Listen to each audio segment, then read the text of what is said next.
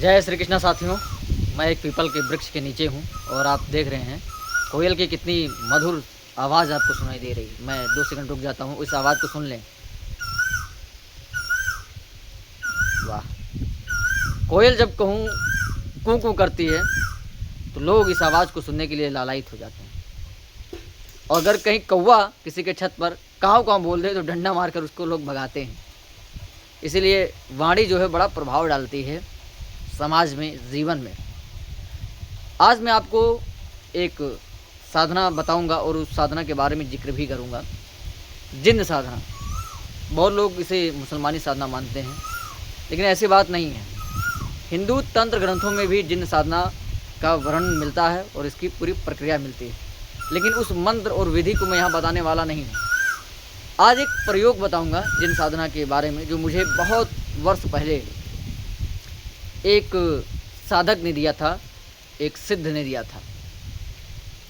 कई वर्ष पहले मैं उत्तराखंड की यात्रा पे था। 2017-18 की बात है। लगभग 8 वर्षों से अधिक का समय हो गया। आज 26 अप्रैल है और आज मेरे विवाह का सालगिरह भी है। 26 अप्रैल 2018 को हमारा विवाह हुआ था और लगभग 8 वर्ष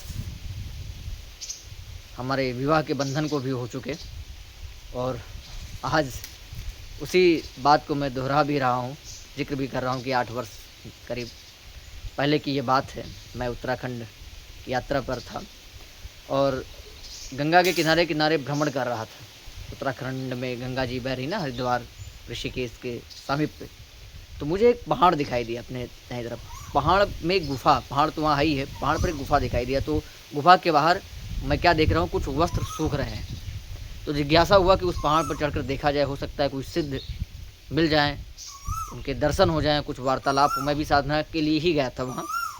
उस समय मैं जो है चक्रों की साधना कर रहा था। जो 7 चक्र होते हैं, मैं मूलाधार से लेकर के ब्रह्मरंध्र के चक्र को जागृत करने की कोशिश कर रहा था। उस चक्र को जगाने पर तुला था। तो गंगा के किनारे मैं जब ध्यान में बैठा, ओम का उच्चारण किया, तो बहुत कुछ उथल पुथल हुआ, बहुत कुछ जानकारी हासिल हुआ। तो किसी वीडियो में उसका भी जिक्र करेंगे। लेकिन जब मुझे वो बाबा के वस्त्र दिखाई दिए तो मैं पहाड़ पर चढ़ा और देखने में तो नज़दीक लग रहा था, लेकिन जब वहाँ पहुँचे तो काफ़ी समय लग गया। 2-2.5 घंटे चढ़ने के बाद मुझे बाबा जी मिले। राम राम हुआ, उन्होंने कहा बैठो, आसन दिया, बैठा और पानी दिया। बहुत अजीब पेड़ा था कि मुख में तो खाओ तो स्वाद लग रहा था पेड़ा पे, लेकिन क्या खा रहे हो ये नहीं आभास हो रहा था। वहाँ से सोचो, पहाड़ पर पेड़ा, जहाँ आदमी रह भी नहीं सकता है, आस पास कोई दुकानें नहीं। साधनाओं का जिक्र हुआ, अनेक साधनाओं के बारे में वार्तालाप हुआ। तब उन्होंने मुझे एक जिन्न की साधना का प्रयोग दिया। कहा ये कोई मंत्र नहीं है, ये एक प्रयोग है। मैंने कहा महाराज जी कैसे करना है?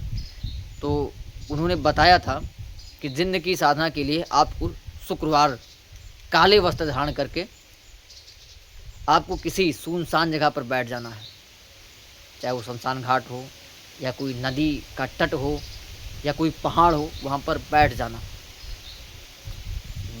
है और रात्रि 12 बजे के बाद बैठना है और 2 बजे के अंदर ही साधना को, यानी 1 घंटे 45 मिनट में ही साधना को संपन्न कर देना है। कितना? 1 घंटे 45। आपको क्या करना है? आपको ना कुछ अगरबत्ती जलाना है, केवल आपको काले वस्त्र पहनकर बैठ जाना है और आपको एक उच्चारण करना है। क्या करना है? जिन्न हाजिर हो, ध्वनि में जिन्न हाजिर हो, इस प्रकार ध्वनि में उच्चारण करना है और यह क्रिया लगभग 40 दिनों तक करना है। उन्होंने बताया था कोई ना कोई आ जाएगा। तो मैंने कहा महाराज जी आ जाएगा तो उससे काम क्या होगा? तो उन्होंने कहा था वचन होगा। 3 वचन आपको देना पड़ेगा और 1 वचन आपसे लेगा। 3 वचन आप उससे ले लीजिए, 1 वचन आप उसको दे दीजिए। 3 वचन में आप उससे कह दीजिएगा जब मैं आपको बुलाऊं तब आ जाना, जो कार्य कहूँ आप कर देना। और 1 वचन और, मुझे और मेरे परिवार को आप किसी प्रकार का कोई नुकसान नहीं पहुँचाओगे। या वचन आप उससे ले लेना। एक वचन वो लेगा, वो कुछ भी हो सकता है, लेकिन उससे जब वो आप अपना वचन देना तो वो सोच समझ कर देना। अगर आपको नर-बलि या मांस या कोई अन्य चीज़ कहे तो मना कर देना साफ-साफ। पहले आप वचन ले लेना उससे, फिर आप जब वचन देने की बारी आए तो उसकी बात सुन लेना। लेकिन ऐसा कुछ बोलता है जिससे आपको हानि हो, समाज को हानि हो, तो वचन आपको नहीं देना है। तो मैंने कहा और वचन क्या लग सकता है? तो उन्होंने कहा कि जो 56 प्रकार के अन्न होते हैं उनमें से कोई एक चीज़ आपको कहेगा कि आपको नहीं खाना है, मिल जाए तो उसे छोड़ देना है। जैसे आप उसे छोड़ोगे तो वो अन्न हविष्यान्न वो जिन्न ग्रहण करके और आपके साथ रहेगा, आपका कार्य करेगा। 41 दिनों तक का ये प्रयोग था। तो उस प्रयोग को अक्षरशः आप लोगों के समक्ष बता दिया हूँ। अगर आप करना चाहें तो आप मुझसे मार्गदर्शन लेकर के कर सकते हो।